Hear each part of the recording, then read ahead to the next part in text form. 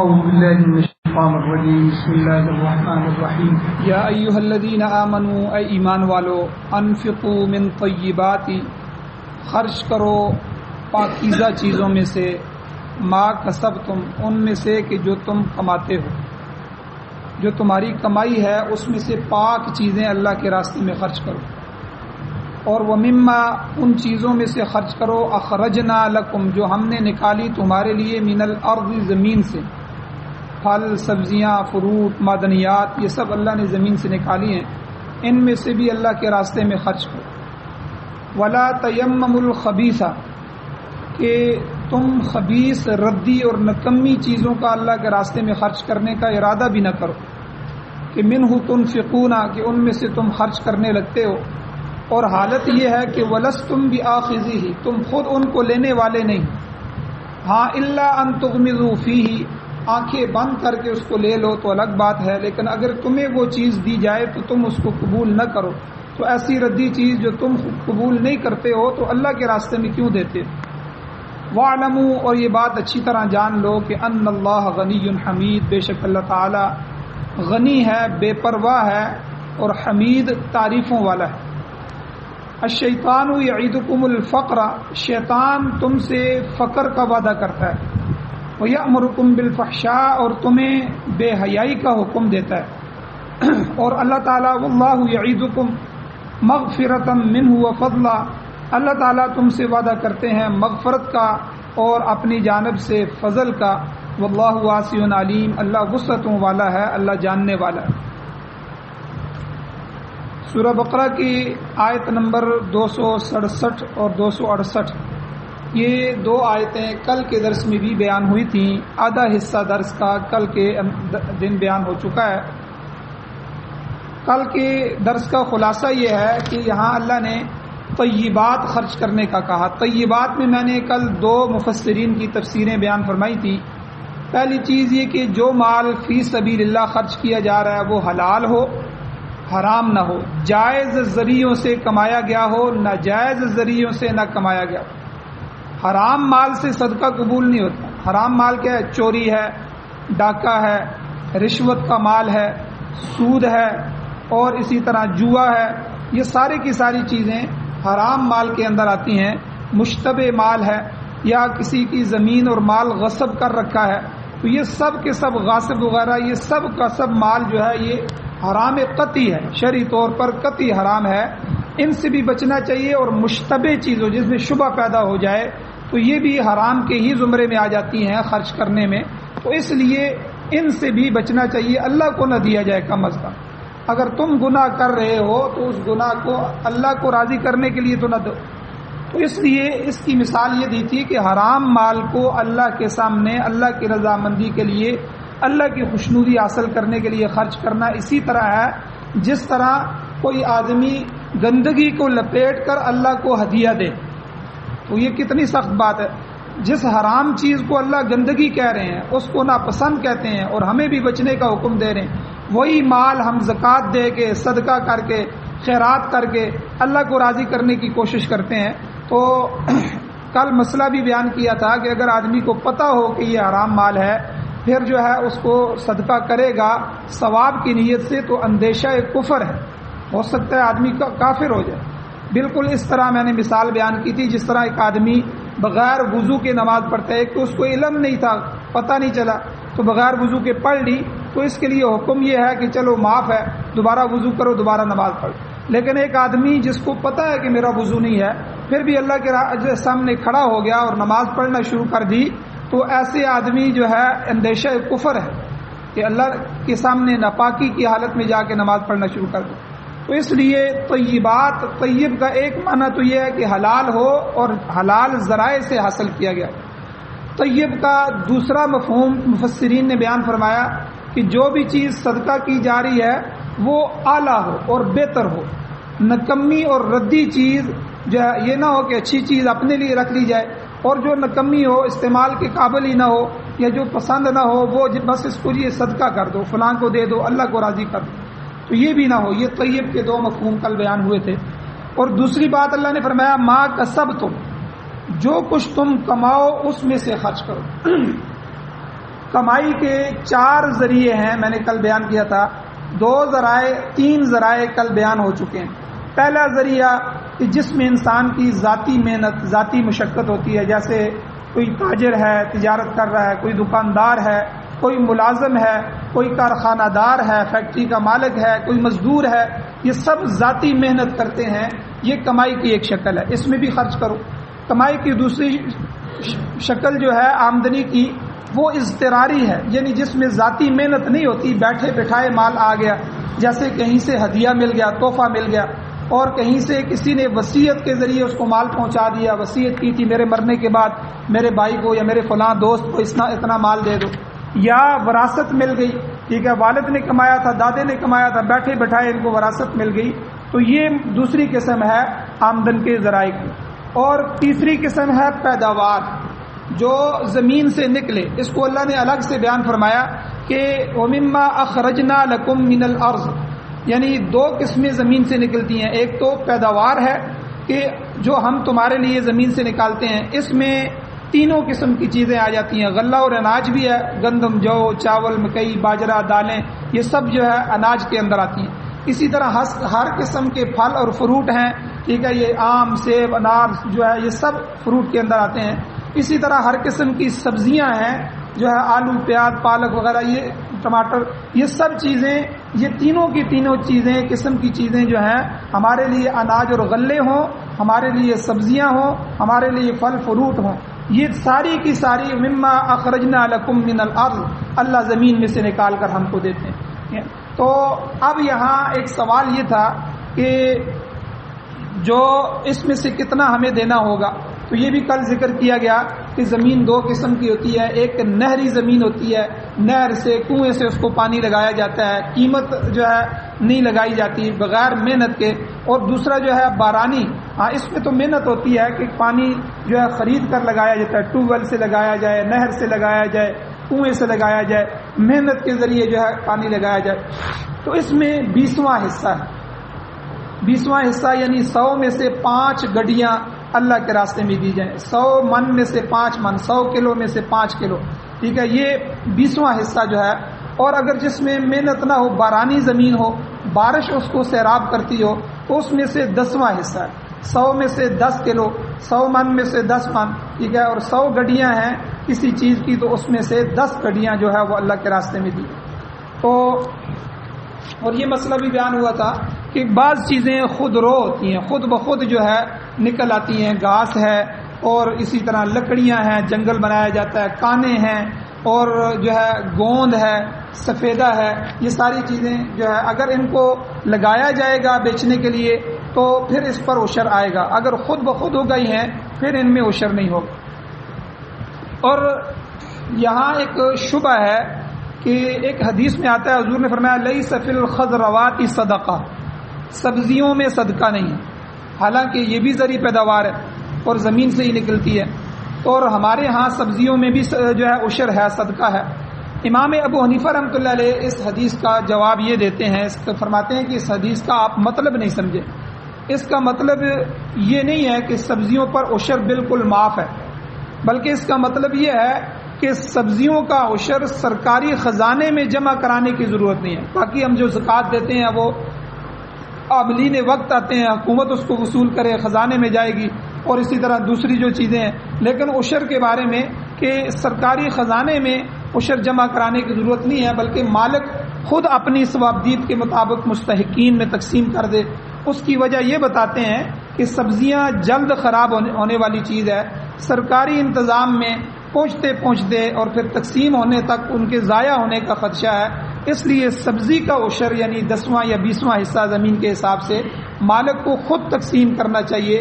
مثال کے طور پر اگر سبزی کے 10 گڈھے حاصل ہوئے ہیں، 10 پالک کے ہیں، میتھی کے ہیں، دھنیا کے ہیں، 10 گڈھے کسی چیز کے ہیں، تو ان میں سے ایک اللہ کے راستے میں دیا جائے، اور اگر زمین نہری ہے تو پھر 20واں حصہ یعنی اس کا دیا جائے۔ تو یہی مسلک جو ہے قرآن و سنت کے قریب ہے۔ اب ایک مسئلہ اور ہے کہ زرعی پیداوار کا جو نصاب ہے اس کے متعلق فقہا میں اختلاف پایا جاتا ہے۔ بعض فرماتے ہیں کہ 200 درہم سے کم مالیت کی اگر پیداوار ہوتی ہے زرعی، اس پر عشر نہیں ہے، کیونکہ یہ حدیث سے ثابت ہے کہ حضور نے فرمایا 5 وسق سے کم اناج پر عشر نہیں، اور 5 وسق 200 درہم کا بنتا ہے۔ مگر امام ابو حنیفہ رحمۃ اللہ علیہ فرماتے ہیں کہ نہیں، بات یہ نہیں ہے، یہ حدیث تجارتی مال سے متعلق ہے کہ جس شخص کے پاس تجارت کی غرض سے 5 وسق سے کم اناج ہے تو وہ زکوٰۃ نہ دے، کیونکہ یہ نصاب کو نہیں پہنچ رہا۔ البتہ زرعی پیداوار کے متعلق فرماتے ہیں کہ زرعی پیداوار چاہے تھوڑی ہو یا زیادہ ہو اس پر عشر ضروری ہے، کیونکہ اس کے متعلق حدیث میں واضح الفاظ موجود ہیں، اور قرآن مجید میں بھی اللہ نے یہاں واضح طور پر فرمایا کہ جو کچھ جو ہے اخرجنا لکم من الارض ومما، جو کچھ بھی ہم تمہارے لیے نکالیں، تھوڑا ہو یا زیادہ ہو، اس میں سے اللہ کے راستے میں دو۔ اب ایک سوال اور پیدا ہوتا ہے کہ عشر کون ادا کرے گا؟ مالک جو زمین کا ہے، مالک اراضی، وہ ادا کرے گا یا کاشتکار جو زمین کو کاشت کر رہا ہے وہ ادا کرے گا؟ اس میں بھی اختلاف ہے۔ بعض فقہا فرماتے ہیں کہ عشر کی ادائیگی صرف کاشتکار پر آئے گی، مالک اراضی پر نہیں، لیکن فتویٰ اس پہ نہیں ہے۔ فتویٰ یہ ہے، راجح قول یہ ہے کہ عشر کی ادائیگی جو ہے یہ دونوں جو ہے حصہ رسدی کے اعتبار سے دونوں ذمہ دار ہیں۔ تو اب ظاہر بات ہے، مالک نے ٹھیکے پر زمین دی ہے وہ تو ٹھیکہ لے گا، اور کاشتکار جو ہے وہ اپنی کاشت نکالے گا۔ اب جتنا ٹھیکہ اس کا بنتا ہے اتنی وہ عشر دے گا، جتنی باقی اس کو بچ جاتی ہے اس کا عشر وہ دے گا۔ اس کا آسان حل یہ ہے کہ دونوں آپس میں بانٹنے سے پہلے ساری زمین کا جو پیداوار ہے اس میں سے عشر دے لیں، عشر نکالنے کے بعد پھر آپس میں دونوں تقسیم کریں اپنے جس حصے کے حساب سے انہوں نے جو ہے معاہدہ کیا ہے۔ اور اسی طرح یہ تو تیسری قسم ہوگی زرعی پیداوار۔ چوتھی قسم آمدن کا جو ذریعہ ہے جو اللہ ہمیں زمین سے دیتے ہیں وہ معدنیات ہیں۔ عام زمین ہو یا پہاڑ ہو، اللہ نے ان میں بڑی کانیں رکھی ہیں، کان ہے ان میں، آپ دیکھیں تانبے کی کانیں ہیں، نمک کی کانیں ہیں، کوئلے کی کانیں ہیں، لوہے کی کانیں ہیں، سونے اور چاندی کی کانیں ہیں، تیل اور پٹرول کی کانیں ہیں۔ اسی طرح ریت کے آپ دیکھیں جا کے اٹک کی طرف ہم دیکھتے ہیں ریت کی کانیں نکل رہی ہیں زمین سے۔ تو یہ ساری معدنیات ہیں جو اللہ نے زمین میں چھپا کے رکھی ہیں۔ ان تمام چیزوں پر زکوٰۃ کتنی آئے گی؟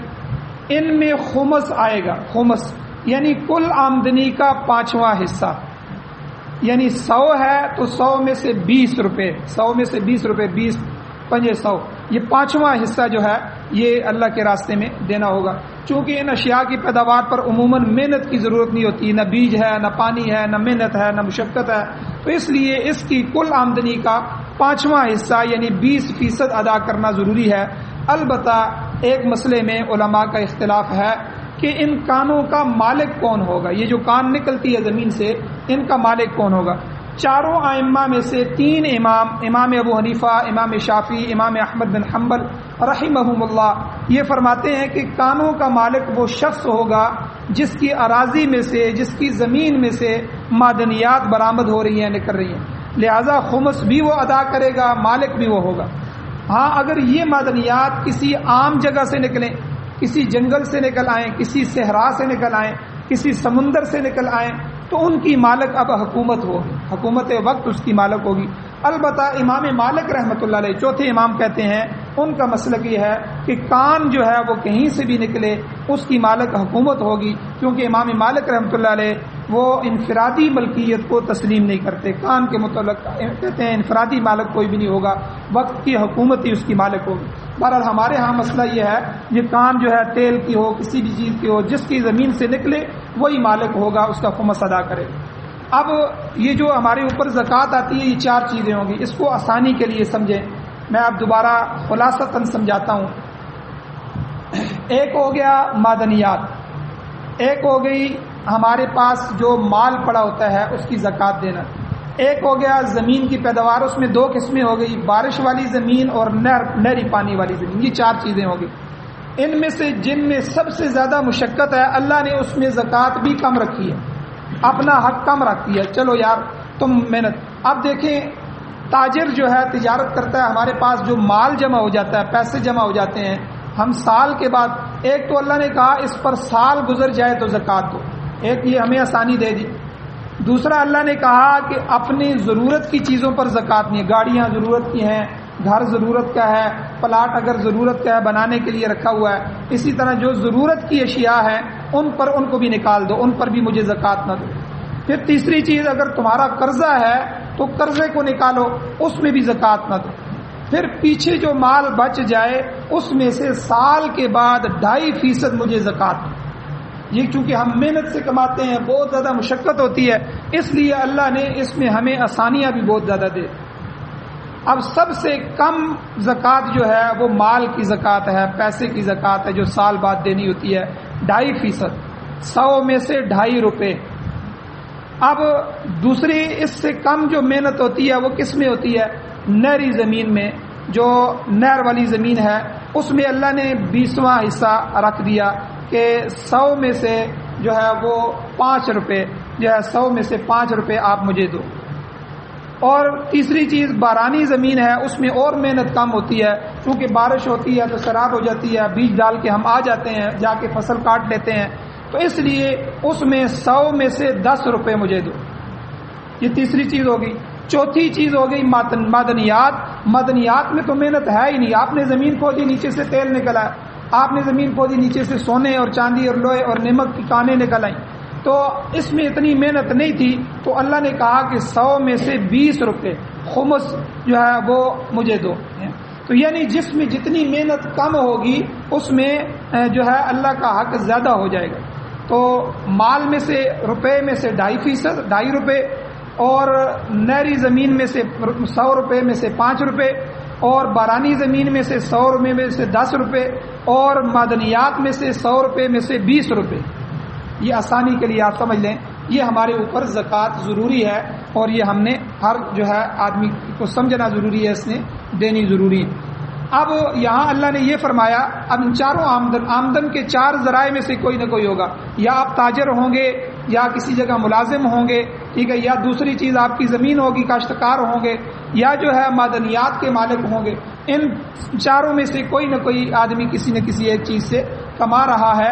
اللہ نے کہا کہ جو کچھ بھی تم کماؤ، جو کچھ بھی ہم نے تمہارے لیے مما اخرجنا لکم من الارض، زمین میں سے نکالا ہے، اس میں سے میرے راستے میں خرچ کرو۔ لیکن آگے کیا فرمایا؟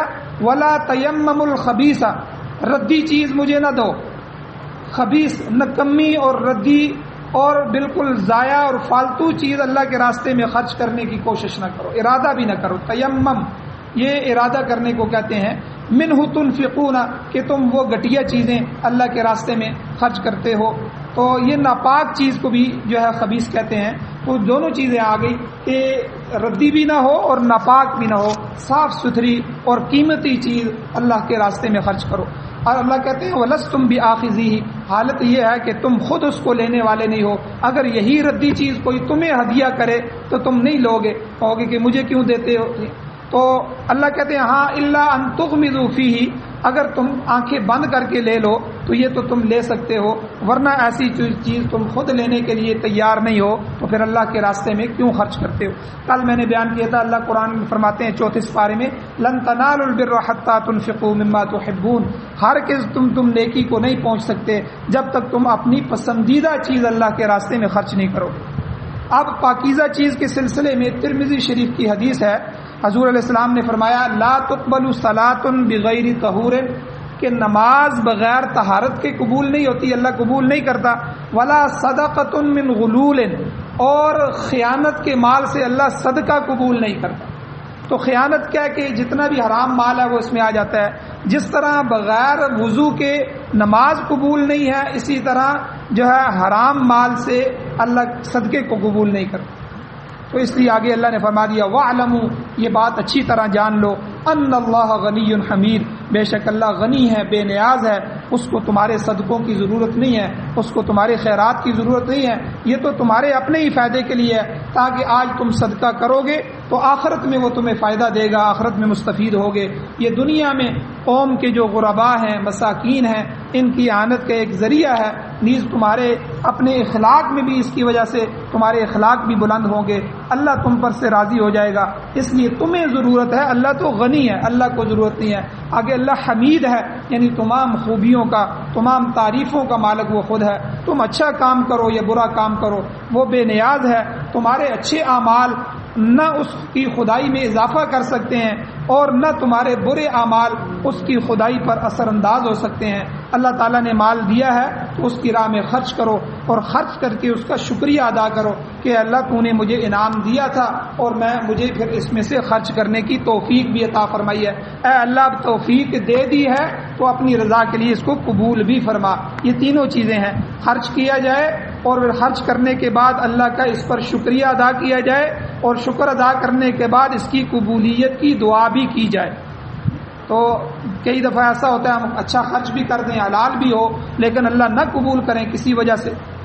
تو اس لیے وقت کے پیغمبر ہیں حضرت ابراہیم علیہ السلام، اسماعیل علیہ السلام، بیت اللہ جیسے گھر کی تعمیر فرما رہے ہیں، تو کتنا اخلاص ہوگا پیغمبروں میں، ٹھیک ہے۔ تو لیکن سب سے پہلی دعا فرمائی ربنا تقبل منا، اے اللہ اس ہماری محنت کو، اس جو ہے ہماری مشقت کو اپنے بارگاہ میں قبول فرما۔ تو قبولیت کی دعا بھی کرنی چاہیے۔ آخری آیت میں اللہ فرماتے ہیں شیطان بھی تمہارے ساتھ لگا ہوا ہے اور میں بھی تمہارے ساتھ ہوں، دونوں کی الگ الگ باتیں ہیں۔ اب تم یا تو شیطان کا شکار ہو جاؤ گے یا اللہ کی بات مانو گے۔ شیطان کیا کرتا ہے؟ اللہ کہتے ہیں الشیطان یعیدکم الفقر۔ انسان دو قسم کے ہوتے ہیں، یا تو انسان غریب ہوتا ہے یا امیر ہوتا ہے، یہی دو چیزیں ہوں گی۔ یہ نہیں ہے کہ ایک آدمی غریب بھی ہو امیر بھی ہو۔ تو اب غریبوں کو شیطان کیا کہتا ہے؟ الشیطان یعیدکم الفقر، شیطان تم سے فقر کا وعدہ کرتا ہے۔ اگر مال تھوڑا ہے تو بہکاتا ہے، بھئی یہ مال تم اگر صدقہ دے دو گے تو تمہارے پاس تو کچھ بھی نہیں بچے گا، تم مفلس ہو جاؤ گے، دوسروں کے محتاج بن جاؤ گے۔ تو حضور نے فرمایا جب اس قسم کا خیال آئے تو سمجھ لینا چاہیے یہ شیطانی وسوسہ ہے۔ اگر مال تھوڑا بھی ہے تو اس میں سے اگر 1 روپیہ بھی ہے تو آدھا روپیہ 8 آنے جو ہے اس میں سے اللہ کے ساتھ جو ہے 10 روپے پڑے ہوئے ہیں تو 5 روپے اللہ کے رستے میں دے دو، ٹھیک ہے۔ تھوڑا مال بھی ہے تو شیطانی وسوسے میں نہیں آنا چاہیے، اللہ بقیہ مال میں برکت دے گا، یہ اللہ کا وعدہ ہے۔ اللہ قرآن میں فرماتے وما انفقتم من شیء فهو یخلفہ، جو بھی تم خرچ کرتے ہو کچھ بھی، تھوڑا سا بھی، شیء کا معنی ہوتا ہے کچھ بھی، یعنی 10 روپے ہیں اس میں سے 1 روپیہ بھی دیتے ہیں، یہ نہ سمجھو کہ میں تھوڑا دے رہا ہوں، اللہ کے ہاں تھوڑے زیادہ کی بات نہیں ہے۔ بعض دفعہ ایک آدمی کروڑ روپیہ خرچ کرتا ہے تو اس کو کوئی ثواب نہیں ہوتا، اور ایک کھجور حضور نے فرمایا اخلاص کے ساتھ اللہ کے صدقے جو ہے رستے میں دیتا ہے، اللہ اس کو احد پہاڑ جتنا سونا صدقہ کرنے کا ثواب دیتے ہیں۔ تو یہ تھوڑا زیادہ اللہ کے نہیں، اس کے پاس حلال اور طیب مال اور اخلاص چلتا ہے، جو حلال مال لے کے آیا اخلاص نیت کے ساتھ اس کی وزن کو بڑھا دیا جاتا ہے۔ تو یہاں اللہ فرماتے ہیں جو بھی تم خرچ کرو گے فہو یخلفہ، وہ اللہ اس کے پیچھے لے کے آئے گا، اس تمہیں دوسرے ذریعے سے کوئی نہ کوئی مال دے دے گا۔ اور اگر آدمی دوسرے نمبر پر اس کے پاس وافر مال ہے، وہ مالدار آدمی ہے، تو پھر شیطان کیا کرتا ہے؟ اس کو دوسرے طریقے سے گمراہ کرتا ہے۔ وَيَأْمُرُكُمْ بِالْفَحْشَاءِ، اللہ کہتے ہیں پھر اس کو بے حیائی کا حکم دیتا ہے۔ آپ نے مالداروں کو دیکھا ہوگا جب مال آتا ہے تو فحاشی کے کاموں کی طرف متوجہ ہو جاتے ہیں، تو ان کو کہتا ہے فکر نہ کرو، بہت مال ہے، خوب خرچ کرو، عیش و عشرت کی زندگی گزارو، دنیا بار بار میں دنیا نہیں ملتی، یہاں آنا نہیں ہے، ایک ہی دفعہ آئے ہو، کھاؤ پیو عیش کرو۔ اور پھر وہ کھیل تماشے آپ دنیا داروں کو دیکھیں گے، کوئی بٹیرے رکھ رہا ہے، کوئی تیتر رکھ رہا ہے، کوئی کتے پال رہا ہے، ٹھیک ہے، کوئی کتوں کی لڑائی کرا رہا ہے، کوئی جو ہے وہ بیل دوڑا رہا ہے، ان پر لاکھوں روپے خرچ کر رہا ہے، کوئی کیا کر رہا ہے، اور اسی طرح جو ہے کھیل تماشوں پر ان کے پیسے ضائع ہو رہے ہیں۔ اور فضول رسم و رواج پر دیکھیں، شادی کی رسمیں ہوں، غمی کی رسمیں ہوں، یا دوسری معاشرے کی رسمیں ہوں، رسموں پر ان کے پیسے، منگنیوں پر لاکھوں روپے منگنی، اور اسی محلے میں پڑوسی جو ہے اس کو ایک وقت کا کھانا نہیں مل رہا، غریب ہے، لیکن اس کی منگنی پر جو ہے اس کے بیٹے کی منگنی پر جو ہے منگنی کی رسم پر جو ہے وہ لاکھوں روپے خرچ ہو رہے ہیں۔ تو جب امیر ہے تو پھر اس کو جو ہے دوسری طرح بہکاتا ہے۔ تو اللہ نے یہاں ہمیں بتا دیا، اور اللہ ہم سے کیا وعدہ کرتے ہیں؟ اللہ کہتے ہیں واللہ یعیدکم مغفرۃ منہ وفضلا، اللہ تم سے مغفرت کا اور فضل کا وعدہ فرماتے ہیں کہ اللہ تمہاری مغفرت فرمائیں گے، گناہ معاف فرمائیں گے، دنیا میں بھی برکت دیں گے، آخرت میں بھی اپنے فضل سے جنت میں داخل فرمائیں گے، یہ اس کا وعدہ ہے۔ لہذا شیطان کے بہکاوے میں نہ آنا، بلکہ اللہ کے وعدے پر یقین کر کے اس کے احکام کی بجا آوری کرو اور دائمی فلاح پا جاؤ۔ واللہ واسع علیم، اللہ وسعتوں والے ہیں، بڑی وسعت والے ہیں، اس کے خزانے بڑے وسیع ہیں، وہ اپنے بندوں کو مایوس نہیں کرتا بلکہ انہیں کئی گنا دگنا چگنا کر کے دنیا میں بھی لٹاتا ہے، اور علیم وہ ہر ایک کو جاننے والا ہے، وہ علیم بذات الصدور ہے، سینوں کے اندر سے نیتوں کو جاننے والا ہے۔ تمہاری نیت بھی اللہ کے سامنے ہے، جس قدر اخلاص ہوگا اسی قدر اللہ کی قربتیں نصیب ہوں گی۔ اللہ جل شانہ سے دعا ہے اللہ ہمیں عمل کی توفیق عطا فرمائے، آمین۔ الحمدللہ رب العالمین والعاقبۃ للمتقین والصلاۃ والسلام علی رسولہ النبی الأمی الکریم۔ یا اللہ ہماری کمیوں کوتاہیوں کو معاف فرمائیے، یا اللہ درگزر فرمائیے، صغیرہ کبیرہ گناہوں کو معاف فرمائیے۔ یا اللہ قرآن و سنت کو پڑھنے، سننے، سمجھنے، اس پر عمل کرنے، اس کی اشاعت کرنے کی اور اس کو سیکھنے سکھانے کی ہمیں توفیق عطا فرمائیے۔ ہماری اولادوں کو اور نسلوں کو قرآن کی خدمت کے لیے قبول فرمائیے۔ یا اللہ دنیا بھی وسیع عطا فرمائیے، آخرت کے اندر بھی وسعت اور بھلائیاں عطا فرمائیے۔ یا اللہ قرآن و سنت کو بطور آئین، بطور دستور، بطور نظام حیات ہمیں نصیب فرمائیے۔ یا اللہ ہمارے ملک سمیت پوری دنیا کے باطل نظاموں پر اپنے نظام کو غالب فرمائیے۔ یا اللہ جو مقروض ہیں ان کے قرضوں کو پورا فرمائیے، جو حاجات والے ہیں ان کی حاجتوں کو پورا فرمائیے۔ یا اللہ جو بیمار ہیں ان کو شفا عطا فرمائیے، ایمان والی زندگی، ایمان والا خاتمہ نصیب فرمائیے۔ صلی اللہ تعالی علی خیر خلقہ محمد و آلہ و اصحابہ اجمعین برحمتک یا